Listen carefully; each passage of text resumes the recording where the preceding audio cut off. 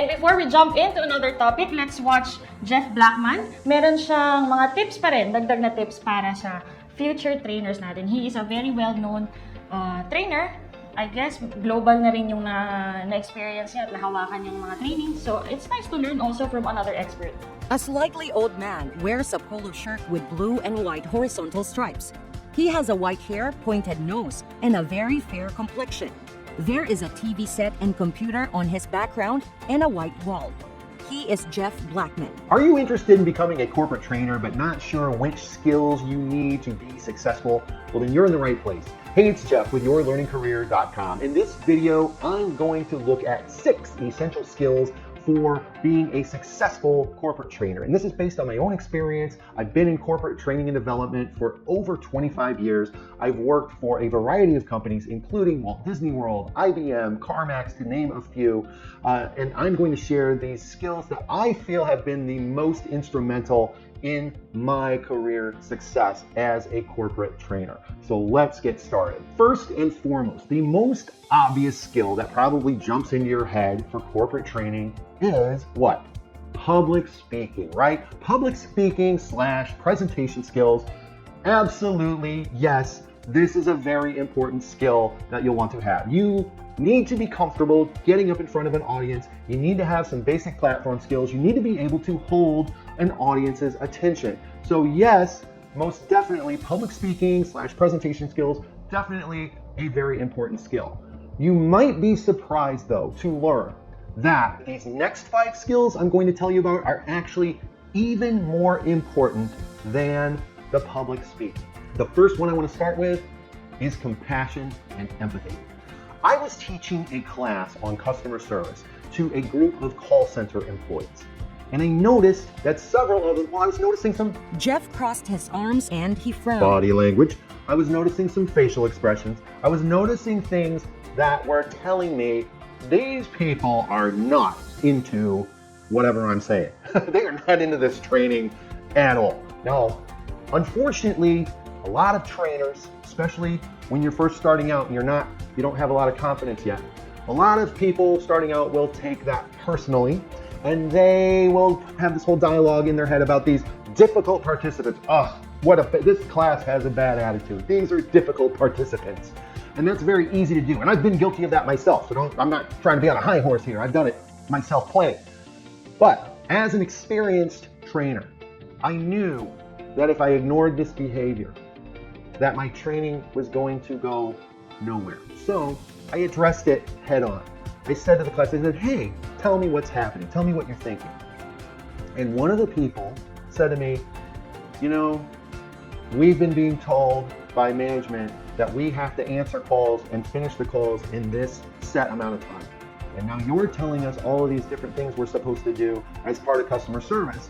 And the big thing I'm thinking about is how I'm now if I try to do all these things that you're telling us, I'm gonna get in trouble for not making my time limit. No wonder they were not super happy about what I was telling them, because they were worried about getting in trouble on the job. Now that I understood their concern, I was able to address it. Because the thing is, their managers knew about this training and they knew the content of the training and they'd signed off on it. They had given it their blessing. So I knew that there was a disconnect somewhere. So instead of plowing on with my planned agenda, I stopped and we had a dialogue. And I had them tell me more about these time limits, and I told them, I said, listen, obviously I can't wave a wand and solve all of this right now in this class. What I can do though is I'm taking notes and I'm going to take this information back to your management. And once we had that discussion and they saw that I was on their side, I was able to continue the class and it went great. They participated, they asked questions, and I ended up having a very successful class. But that would have never happened if I hadn't shown the empathy and compassion with my audience before just plowing on. So you've got to be able to put yourself in your learner's shoes. So that is skill number 2. And right along with that is skill 3, which is listening. When we think of a trainer, when we think of training, teaching, etc., presenting, we think of talking. And unfortunately, that is what a lot of trainers end up doing. They do a lot of talking and they don't do a lot of listening. That can get you so far. If you're good at it, if you're good and you can make it entertaining and interesting to listen to, you can go a long way. But if you really want to separate yourself, that listening is key. And you got to do it as soon as, from the moment your audience, your learners walk in the room, you are listening. I listen to them before class even starts. I use these things to personalize the class, to connect with them. So I listen before the class starts, I listen during the class, I listen to the questions they ask, I listen to what they comment on and what they do throughout the various activities. And that way I know if we're heading in the right direction or if maybe I need to pause. Sometimes based on questions or other things I hear, I realize, oh, I was only going to spend 10 minutes on this topic, but now that I've heard these questions and observed some of these things, I know now I need to spend more time on that. Or maybe I realize, oh, this class actually has a really good handle on that. I don't need to spend as much time on that. By listening, it allows you to be flexible and know where you need to go with the class. So it is absolutely key to develop that listening skill. Skill number 4 is being enthusiastic about your material. My first big training class that I got to do, and I've mentioned this in other videos, so I apologize if you've heard this before, but one of my big classes that I got to do was Walt Disney World Tradition. Basically, I got to talk about Disney and Disney World all day long. Not only that, so I got to talk about Walt Disney, I got to talk about company history, I got to actually go into the park, and we even got to go under the park into the tunnels. It was awesome. Was it hard for me to be enthusiastic about that class? Not one bit. Being enthusiastic for a class like that is way easy. Anybody can do it. Unfortunately, most of us, and myself included, that was only a small sliver of the classes that I have taught throughout the years. As the trainer, you need to be able to demonstrate that kind of enthusiasm regardless of the topic. I had to teach a class on equal employment opportunity. Wow, when my boss told me that, I was like, oh, you gotta be kidding me. This is so boring. What am I gonna do with this? And that might be your reaction too at times when there are certain classes that you have to teach. But again, as a trainer, you have got to find a way to make that topic interesting. Because if you go into a class with an attitude, if I would have kept that bad attitude and gone in and taught that EEO class, it would have been a disaster. It would have been boring. My participants they can see, they can tell when you are not into your topic. So you have got to find a way to connect to that material so that you can then connect to your audience.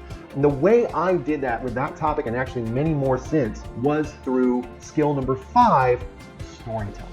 Any topic you can think of, you can build a story with it. And a story can be a literal story, but you can also tell stories through things like case studies and examples. And that's what I did with the EEO class. The stories I used to make that class interesting to myself and to the class. The stories were court cases. I found a bunch of court cases that illustrated the various EEO laws that I had to train about. So by doing that, it really helped my learners to understand where all of this EEO policy fits in the real world, because they could see, oh, this happened to this person at their workplace and they sued, and this is how the court ruled. And I actually made a game out of it where I had them try to guess, which way the court case went. And it made it a lot more relatable, and they got a lot more out of the class. And I was able to genuinely be enthusiastic about the topic, which made the class a whole lot better for everyone. And then the last skill I wanted to talk about is actually a skill that takes place outside of the classroom. And that is the communication that you do before and after a class. That can really help set the stage, as well as it can also help with the learning afterwards. A lot of times questions will come up in class that maybe I don't have the answer to right then, and a lot of times I'll do a follow-up email afterwards to say, hey, this great question came up in class, I found out the answer, here it is. So that is one more skill that I would say is very important if you really want to take your career to the next level. You can be an okay trainer if you just focus on the presentation skills and the public speaking, you can do okay. But the things that made companies want to hire me were those other 5 skills: the listening, the compassion, the empathy, the enthusiasm for my topic, regardless of what it was, the storytelling, and the communication. If you can get those down, you are going to be an awesome trainer. All right, so those are my 6 essential skills. If you liked this, if you found it helpful, please give me a like. I'd also love to hear from you in the comments. For more information on a corporate training career, I will put a bunch of great links in the description. I've got some articles I've written. I've got some other videos for you to watch. I'll also link to those here. So do check all of that out if you want more information. And as always, I thank you for watching, and we will see you next time.